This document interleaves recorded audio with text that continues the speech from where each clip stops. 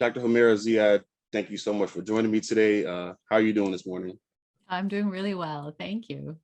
Awesome, awesome. And congratulations on your recent appointment as president of the board. I want to start by asking, can you tell me a little bit about your experience with the ACLU and what made you want to be a part of the organization? Yeah, absolutely. So, it's interesting. I'm not a lawyer. I always start with that. I'm an educator. I'm a professor. I'm an advocate in, for communities that I've worked in. But I've always had a really deep fascination with the law and how the law actually creates and reflects social change. So it reflects and it moves the needle forward in very critical social issues, whether we're talking about desegregation of our schools, whether we're talking about women's bodily autonomy, whether we're talking about marriage equality, voting rights. And I'm also really familiar with and, have lived familiarity with the limits of the law. So how the law can be applied in ways that severely impact communities that have traditionally been marginalized when the law is applied in the absence of grassroots organizing and pressure on powerful institutions. So a fascination with the law and understanding that the law can seriously move the needle forward on critical social issues, but also I'm really, really familiar with the fact that the law can be abused and misapplied. And, I identify as a scholar activist, as a Muslim woman of color. So, I've been working as part of Muslim communities for many, many years, particularly around issues, how the war on terror has impacted Muslim communities and communities that have been perceived as Muslim, labeled as Muslim, and how those policies that we as a nation allowed to move forward 20 years ago have severely impacted our many, many communities of color. So I've supported advocacy work in my own communities. I've worked closely with and alongside community organizers and lawyers and activists, especially on issues of Islamophobia and civil rights for Muslims in the US and how these intersect with justice concerns and other impacted communities. And after 9/11, when I came into my own political activism and advocacy, I saw this clearly in cases of unjust imprisonment, deportation. I saw my own friends and family members severely impacted by these, incredibly heavy-handed, knee-jerk, fundamentally unjust legal decisions like the Patriot Act, which basically capitalized on our nation's fear to give law enforcement agencies the kind of broad investigative powers that the ACLU has been fighting now for a very long time. And at the same time, there was this kind of elitism attached to the ACLU, right, as this organization of lawyers. And I think the ACLU's move towards broadening its activism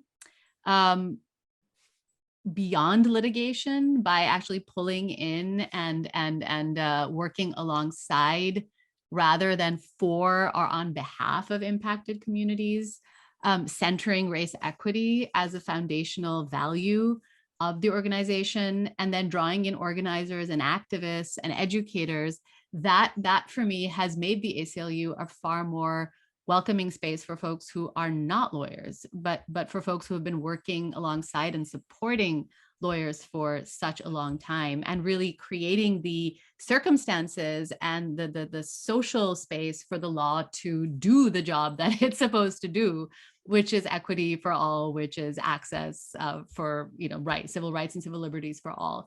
So that has been so I guess that also created the circumstances for someone like me to actually come into leadership roles at the ACLU. And for that, I'm deeply, deeply grateful. And I've had a wonderful, wonderful experience with the organization, with the ACLU of Maryland. The working with the organization, working with Dana, working with my fellow board members has been an absolute joy and inspiration. And I'm really happy to be here. Right, that's amazing to hear. I want to touch on a few things you just pointed out, because it sounds like you were collaborating with two important topics, spirituality and social justice around centering race equity. I've done some reading on you, and you've done an incredible amount of faith-based work, in addition to other plethora of other fields you immersed in. How is your spirituality significant in your social justice work? Yeah, that's awesome. It's like the age-old question. So maybe I should start by saying what I understand spirituality as. And so, for me, as I am a Muslim woman, I do identify as part of the Muslim community. I do identify as a spiritual person, and I understand spirituality really as unearthing a source of immense power that lies within each and every one of us, and that is the power to perceive beyond ordinary human perception. That we have resources within us that are able to access. We are able to access to make this world a better place and to make ourselves better people. And I believe that access, that source of power, is the source of creativity, of imagination, and vision that we can then enact in our communities. For myself, I've the idea that I guess I've always known that there are realities that lie beyond our ordinary perception. We have the ability to access these as human beings, and to connect to these. We need to know ourselves deeply. We need to unearth what is incomplete. We need to fix what is broken. We need to heal ourselves. And in that healing, we are healing those around us. And so spirituality for me is a commitment. It's a journey. Every part of our life is that journey. It's not a retreat to a mountaintop, though I think from time to time that's really helpful. And I think for activists, it's actually very helpful. But it's being fully present in this world to heal and repair our communities. And for me, I grew up with a mom who was a Marxist and a political activist in Pakistan. And I grew up with a father whose family was deeply embedded in mystical traditions of Islam, in the spiritual ethics and poetry and literature. And, my mom always connected God to justice and any kind of religious practice. She always connected to this activist ethic, to working in the world. And my dad always spoke about unearthing the beauty that lies within us, right? So self-reflection, meditative practice, self-awareness. And so each of these, this commitment to knowing and working with others, and a commitment to knowing and working with myself, I think is fundamental to a healthy activism. I have a whole lot more to say about like spirituality and social justice. My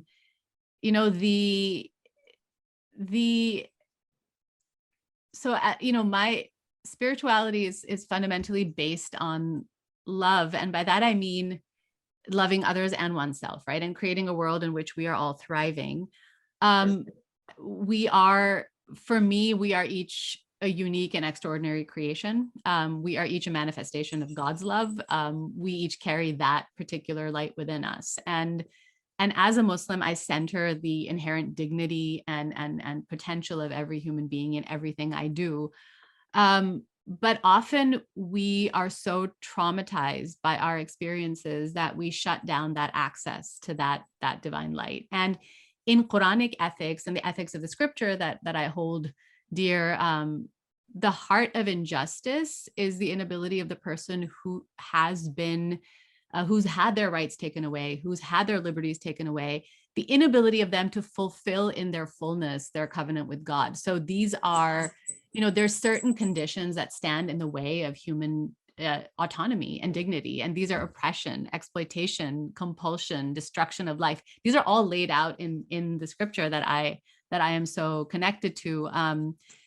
All of these war, destroying places of worship, spreading fear, terror, insecurity, all of these, we live in a world where the vast majority of humanity is laboring under conditions that make it almost impossible to fulfill that covenant, to actually see the beauty that lies within, because we are laboring under conditions of deep distress and oppression. And I look at the, for me, the early message of the prophet, the prophet Muhammad, who's connected to, who brought that first message, who had the first community.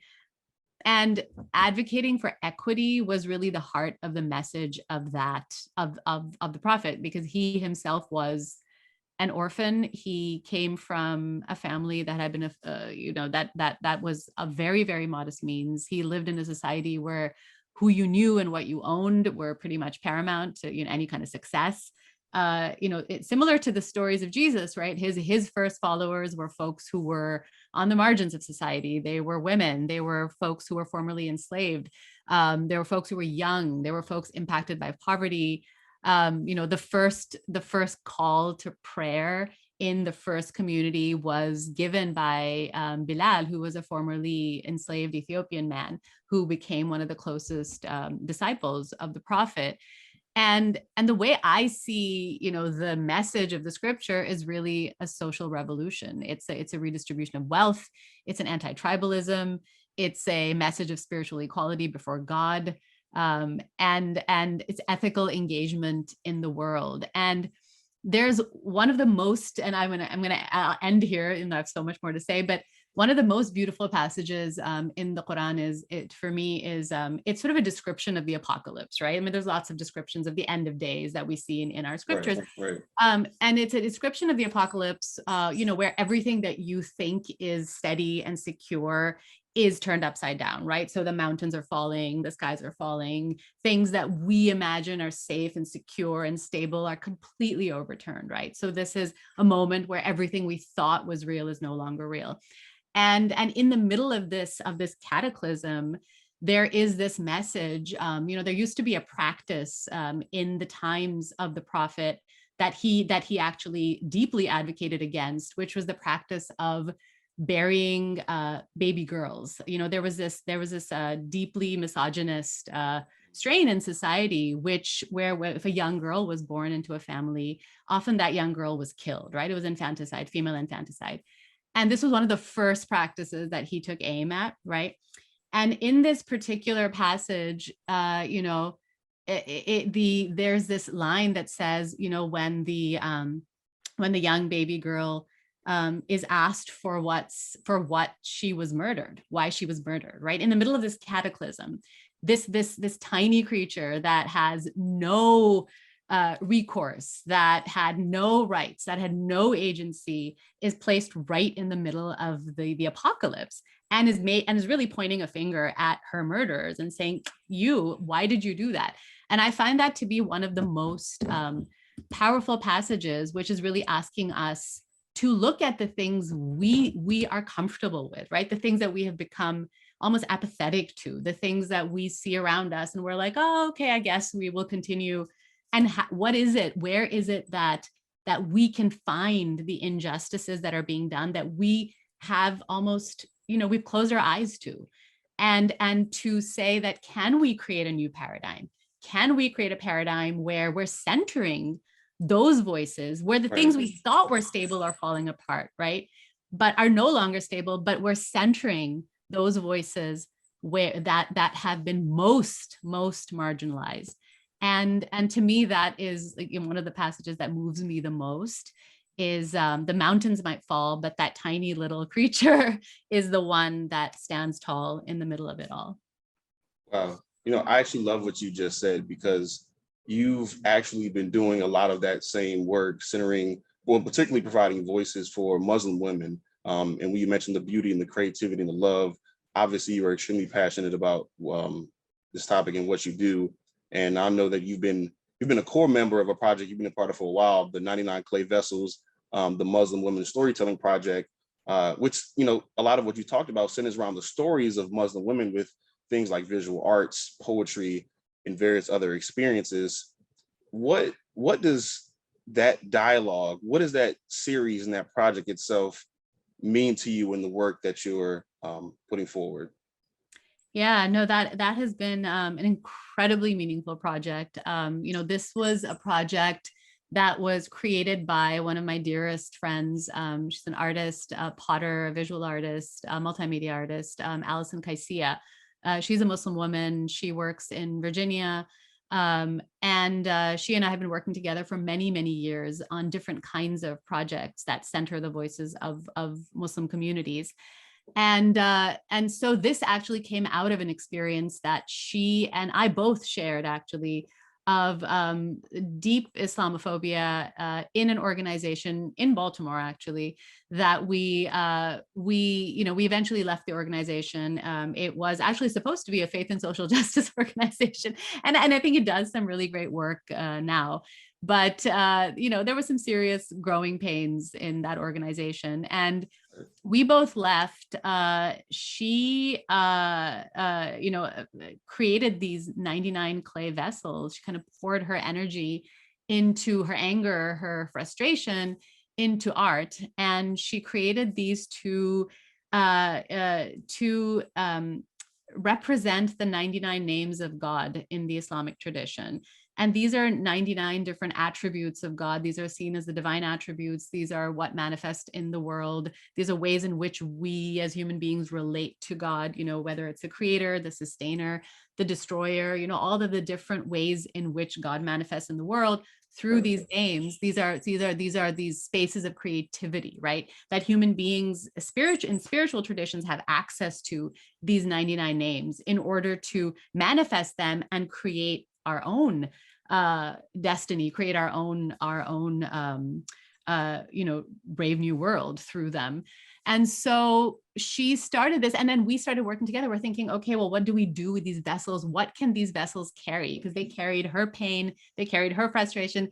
And then we said, what if they can carry the stories of Muslim women justice activists who have been on the front lines of social change in their communities for the last 20 years, through the arc of the war on terror, through all the ways in which our communities have been marginalized, have been policed, have been surveilled.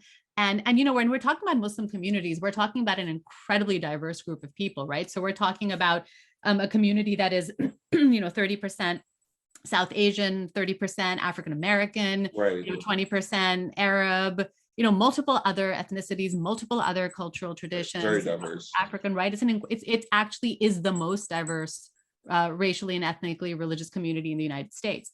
And so, what do we do to give voice to folks who, and especially women? Our focus was on women because women bear the brunt of Islamophobia in very different ways, especially women who visibly show as Muslim, right? So they're not just bearing the brunt of Islamophobia, but also a certain type of a misogynist Islamophobia, a certain type of Islamophobia that they wear on their bodies, right? They wear their Islam on their bodies, they become marked in different ways. And so, and then they're also, many of these women, all of these women, I think, are also doing groundbreaking work within their own communities. So they're combating racism within the Muslim community. They're combating misogyny within the Muslim community. They're working on issues where they're centering folks that have been marginalized within Muslim communities, queer voices. There's so many ways in which these women are working on different kinds of front lines in their intersectional identities.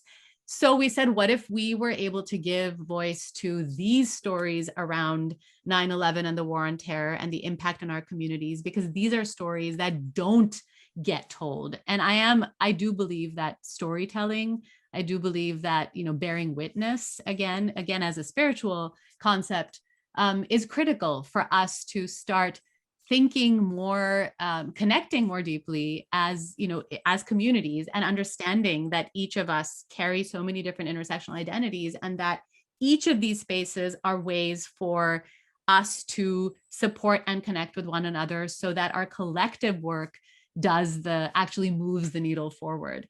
So this, and again, arts activism, to me, to how do we provide, we're working with this beautiful, wonderful psychotherapist and healer, Dr. Sabrina Njaye, who is supporting these women, not just in telling their story, but then creating something that supports them in healing. And, the story that I had told here was one that was my own. It was the way in which my own spiritual community had become deeply implicated in,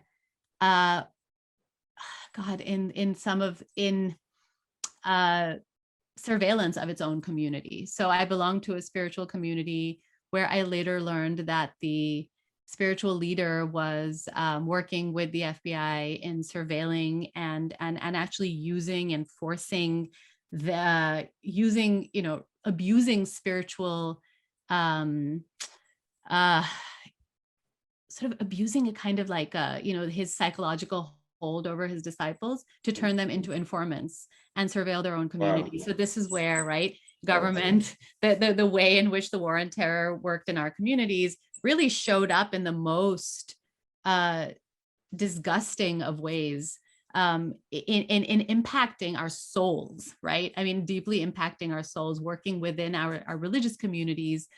And I had to leave that community. So that for me was, I worked through that process in this workshop and told that story in 99 Clay Vessels. And each and every one of the stories that are told highlight a different way in which the war on terror has impacted our religious communities, and how we have, and then support, then the whole workshop supports us in experiencing healing through that. So it's been a very meaningful project. So with that project itself, and with your time at the ACLU of Maryland, I'm pretty sure a lot of that has sort of soaked itself into your own work at the ACLU of Maryland itself. Are there any recent or current issues or cases that have meant the most to you that we're dealing with now? Like, are there anything that you are most proud of, and why? Yeah, so it's interesting that, I was thinking, well, would it be something that has impacted, I mean, God, there's so much to choose from. As I was thinking about the roster of wins and the kinds of cases that we've taken on, and especially, the strategic plan moving forward.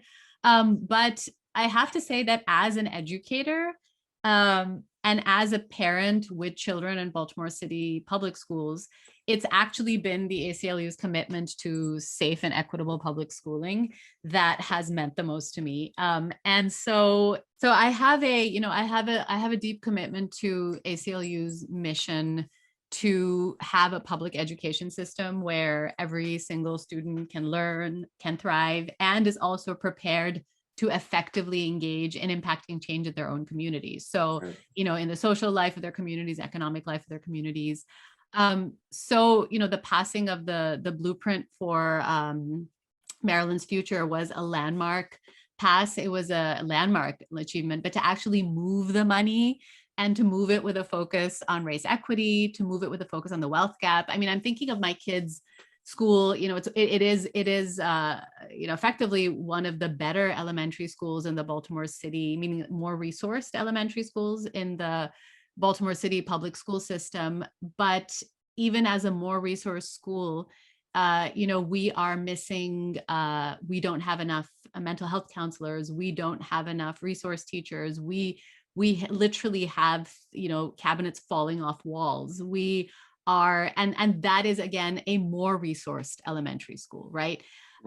We are, the kids in, it's still about 70% kids from lower income backgrounds, and the way that COVID has ravaged families, the way that COVID has, we have teachers working with students who are in their classroom who might be at like 5 different grade levels.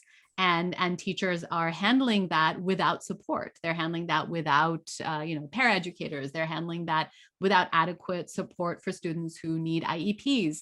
And there is so much that needs to be done to move the money. I mean, I'm experiencing it every day, to move the money to places where we can actually get overall funding equity, because frankly, a majority of Black and Brown school children and folks who live in low wealth areas they're not attending schools that are even remotely adequate for their needs, for their dignity. They're unhealthy, they're unsafe, they're not, and the teachers are trying as hard as they can to stay focused and loving in the middle of, in circumstances where they really are not getting the resources they need. So for me, that work of the ACLU, the passing of the blueprint, the work with ACLU, the coalition work that we recently did with Mary, what is that?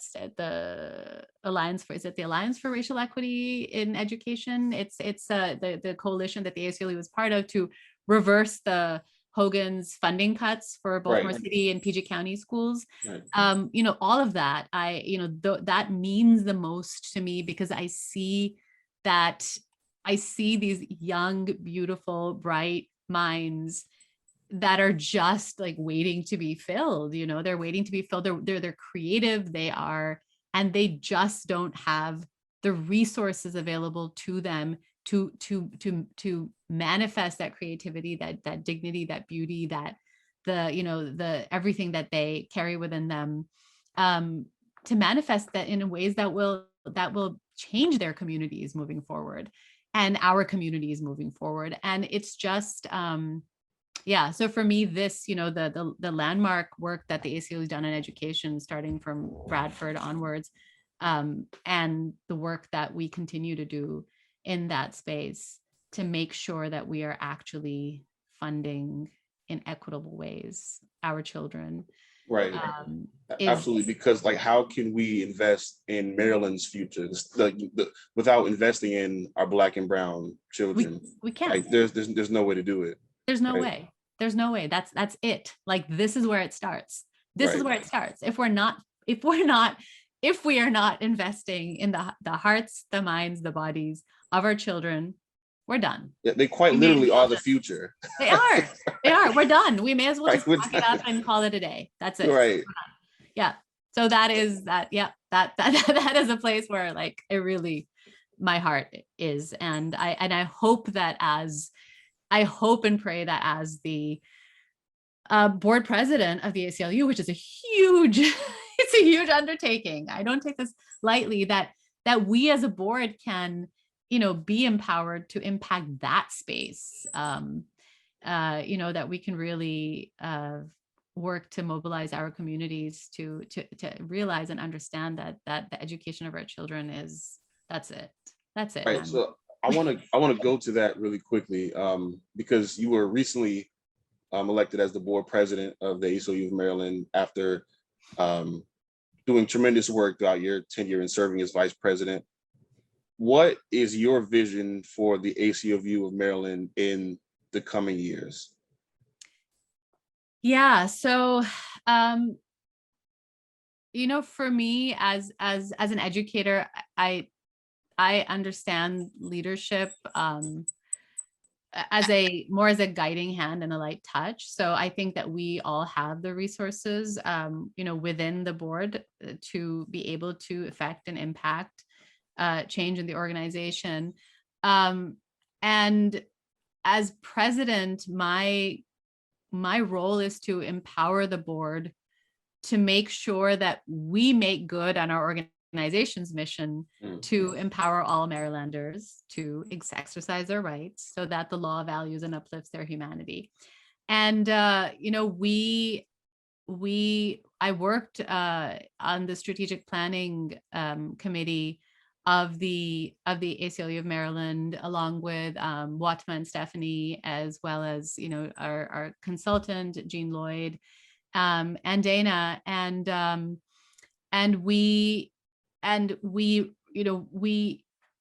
My vision for my presidency is to build upon this work, and that is bringing the board into alignment with the strategic plan that's created by the staff, to move us, the board, as a group as individuals, to a critical stakeholder relationship with the organization. Because this board is unlike any we've had in the history of the ACLU of Maryland. It is one of the most diverse in all ways, including in what we do. We have this historical opportunity to pull in many new communities into the work of the ACLU. And so it's right now, the goal is to operationalize the board, to make it a governing board, with a fundraising capacity and with the capacity to mobilize communities, to pull new communities into the work of the ACLU.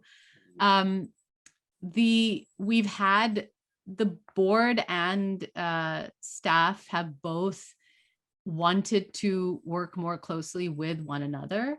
That is, the board itself carries, the individuals in the board not only do we have access to new communities, we have access to skills and resources, we have the ability to pull in folks that will support and impact the work of the organization, the work of the staff. And so how do we best bring those resources, bring those communities, bring all of the different skills to bear in ways that move forward all the strategic priorities of the organization? Right. That to me is critical. And so the board needs to feel empowered. The board needs to feel like they are, they have the processes and they have the space to be able to bring those resources to bear. So one of the first things we're doing is really operationalizing the board. We are going through board processes. We are looking at board processes through a race equity lens. We are, finalizing the bylaws. The bylaws that's the word of the board. Like, we got to get that done. Right. We got to get that moving. So the first step is operationalizing. The first step is creating for the first time, really, is a professional board for the organization, that where we have, vetted processes in place where things can be easily accessed and managed.